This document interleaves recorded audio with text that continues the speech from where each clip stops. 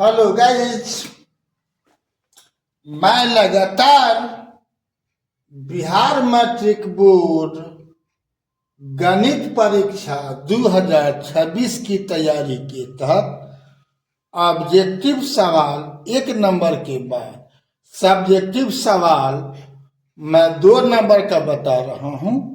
आपको 2 नंबर और 5 नंबर का सवाल पूछता है, जिसके तहत 2011 से 2025 तक का पूछा हुआ क्वेश्चन जो वीवीआई के रूप में है मैं बता रहा हूं। ये जो सवाल है मैं कल भी बताया था,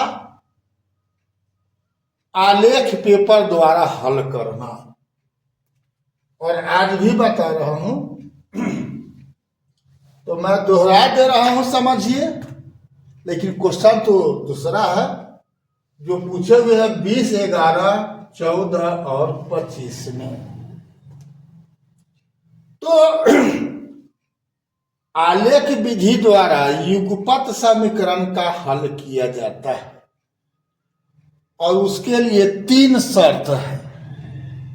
युगपत समीकरण में 2 चर होता है, वो चर कुछ भी हो सकता है। यहां पर x और y है।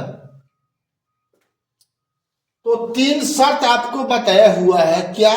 एक हल होने का, दूसर का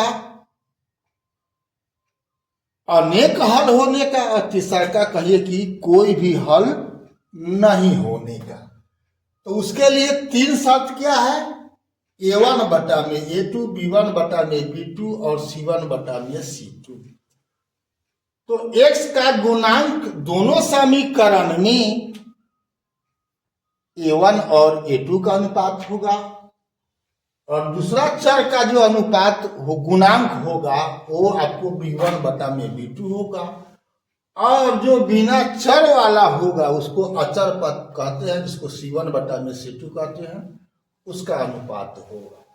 यहाँ दो देखो, इसमें x का गुणांक क्या है? 1, और इसका x का गुणांक है 2। तो a1 बटा में 2 क्या हो गया? 1 बटा में 2। उसी ढंग से अब b1 बटा में b2 क्या हो जाएगा? तो y का गुणांक 3 है यहाँ पर, और यहाँ पर है -3। तो क्या हो गया? 3 बटा में -3 यानी -1। अब c1 बटा में c2 निकालना है, तो क्या हो गया? इसका मान 6 है और इसका मान 12 है, तो 6 बटा में 12 यानी हाफ।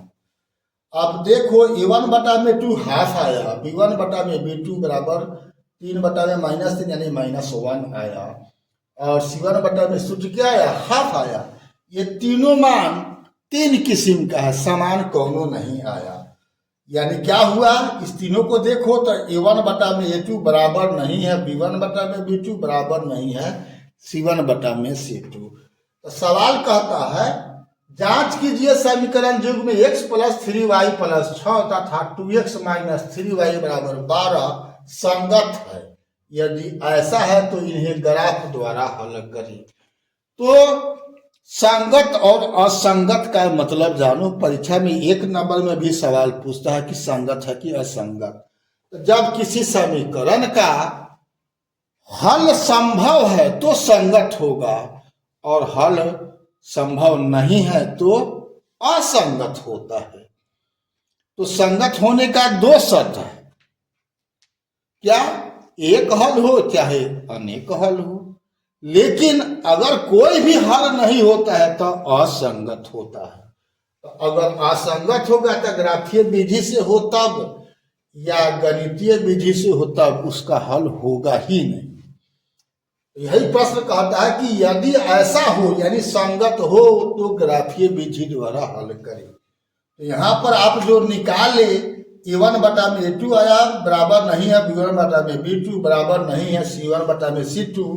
इसका मतलब हो गया कि ये क्या हुआ? संगत है, यानी इसका मान निकलेगा, एक निकले चाहे अनेक। तो एक निकलने के लिए बराबर नहीं होता है, और अनेक के लिए तीनों बराबर होता है। ठीक है। कोई हल नहीं होने के लिए a1 बटा में a2 बराबर b1 बटा में b2 और बराबर नहीं है c1 बटा में c2 होता है। तो खैर यहाँ हमको काम से मतलब है, तीनों बात बता दिए। यहाँ पर क्या होगा, क्योंकि बराबर नहीं है तो इसका हल होगा, कै गो, एक हल होगा, यानी समीकरण युग्म क्या है, संगत है। संगत है तो हमको अब आलेख विधि से हल करना है। तो आलेख विधि से हल करने के लिए क्या बताए थे हम कल के वीडियो में, कि दोनों समीकरण से या तो x का चाहे y का मान निकालो। तो समीकरण एक से x बराबर क्या हो गया, हमने इसको एक कर दिया, इसको 2 मान लिया। तो x बराबर क्या होगा समीकरण एक से 6 - 3y। अब इससे हम x और y का मान सारणी निकालेंगे। यहाँ y का जो भी मान भरेंगे तो x का मान निकल जाएगा। y का मान 0 भर रहा है तो x का 6 आ रहा है, y का मान 1 दिया तो x का 3 आ गया, x का 2 दिए तो 0 आ गया। उसी ढंग से दूसरा समीकरण से फिर हम x का मान निकाले तो क्या हो गया, 12 + 3y बटा में 2 हो जाता है। अब इससे हम y का जो भी मान भरेंगे तो हमको x का निकलेगा। तो y का अगर 0 भर देंगे तो क्या हो जाएगा, x का 6 आ जाएगा। अगर हम y का मान -2 दे दिए तो क्या हो गया, 3 दूनी 6 हो जाएगा। ठीक है, अगर -2 आएगा, 3 दूनी 6 होता, 12 में से 6 घटेगा, 6 बटा में हो जाएगा 2 तो 3 आ जाएगा। अगर हम y का मान अगर हम -4 भर दिए तो 4 तिहाई 12 तो 12 हो जाएगा, 12 में से 12 घटेगा 0 तो 0 बटा में 2 मतलब 0 हो जाएगा। तो इस प्रकार से हमको समीकरण 2 से x और y का मान सारणी प्राप्त हो गया। अब इतना जो काम हुआ कहाँ तक, यहाँ तक, ये सब काम हम लोग क्या करेंगे, ग्राफ पेपर पर जो सादा होता है पीठ पर वहां पर लिखेंगे। और ये आलेख जो है हम लिखेंगे कहाँ पर, आलेख पेपर पर। तो आपको देखना होगा कि x का सबसे बड़ा मान क्या है, 6 है, प्लस में 6 है। तो हमको ये होता है प्रथम पाद जो x प्लस और y भी प्लस होता है, और इसमें होता है x माइनस में और y प्लस में, और इस तीसरा पाद में दोनों x और y दोनों माइनस में होता है, और चौथा पाद में x प्लस में और y माइनस में होता है। तो यहाँ जो भी हमको मान सारणी प्राप्त हुआ इसके आधार पर हमको अब x अक्ष खींचना है और y अक्ष खींचना है। तो प्लस वाला ज्यादा है और माइनस में कोई है नहीं, तो हमको बड़ा है 6 तो 6 तक हम गए x तक, और यहाँ पर हम y अक्ष खींच दिए। एक वो अपना उदाहरण के लिए रख लिए हैं हम, एक अंक यहाँ पर कट गया 0। अब यहाँ पर फिर नीचे भी देखना है ऊपर भी देखना है, तब y का मान देखो, तो y का मान प्लस में 2 तक है, तो हमने ऊपर में मात्र 2 लाइन लिया, और नीचे में क्या है -4 तक जाना है, तो 1 से लेके 4 तक, यहाँ 4 लाइन लेना है।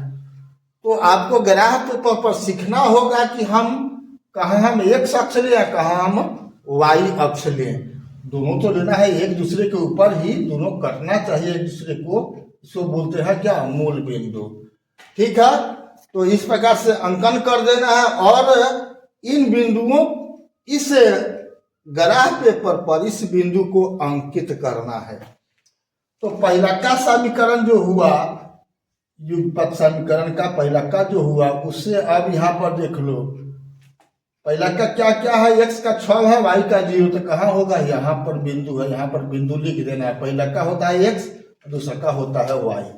इसका दूसरा बिंदु है x का 3 और y का 1, कौन है, x का 3 और y का, x का 3 और y का 1, ये हुआ कौन, 3 और 1। और फिर उसके बाद है x का 0 y का 2, ये हो गया। तो कौन, पहला का समीकरण का x + 3y = 6 का ये रेखा हुआ। अब दूसरे की बात करें, इसका खींचेंगे तो क्या है, 0 6, तो यहाँ 6 0, 0 से नहीं 6 0 बोलेंगे, क्योंकि पहले x होता है तब y होता है, तो 6 0। उसके बाद 3 - 2, कौन है, 3 और -2, यहाँ पर है 3 और जो ये बिंदु हुआ, ठीक है। उसके बाद तब है x का 0 y का -4, कहाँ पर, यहाँ पर हुआ, x का 0 y का -4 यहाँ पर हो गया, ठीक है। तो आप देख रहे हो दोनों में एक बिंदु मिला हुआ है, कौन, 6 0 6 0, तो यही आंसर होने वाला था। लेकिन जरूरी नहीं है कि दोनों में मिलिए जाए, नहीं मिलेगा तो जहां दोनों रेखा एक दूसरे को काट रहा है वही आंसर होगा। और यहाँ तो हर हाल में मिलिए गया हुआ है, तो उसी पर 6,0 पर काटेगा, x का मान 6 y का मान 0। तो अभीष्ट हल क्या हो गया, x बराबर 6, y बराबर 0, ठीक है। तो मैं मात्र 2 सवाल, एक सवाल कल मैं बताया था और एक सवाल आज बता दिया। आशा है आपको आलेख विधि से यदि हल करना हो तो आपको पूरी बात समझ में आ गई हो। अगर अभी भी कोई समस्या हो तो आप कमेंट में लिखना, मैं उसका समाधान आपको करने का कोशिश करूंगा। आवश्यकता होगा तो मैं वीडियो भी बना दूंगा उसके लिए। लेकिन अगर कमेंट करने से काम आपको हो जाएगा तो ये कोई दिक्कत नहीं है। अभी तक फेसबुक और इंस्टाग्राम पर आपने फॉलो नहीं किया है तो फॉलो कर देना है, और यूट्यूब पर सब्सक्राइब नहीं किया है तो सब्सक्राइब कर देना है। ये सवाल 2 नंबर में भी पूछा जा सकता है और 5 नंबर में भी पूछा जा सकता है, ठीक है। तो फिर मिलते हैं अगला वीडियो में, तब तक के लिए जय हिंद, जय जगत, जय भारत।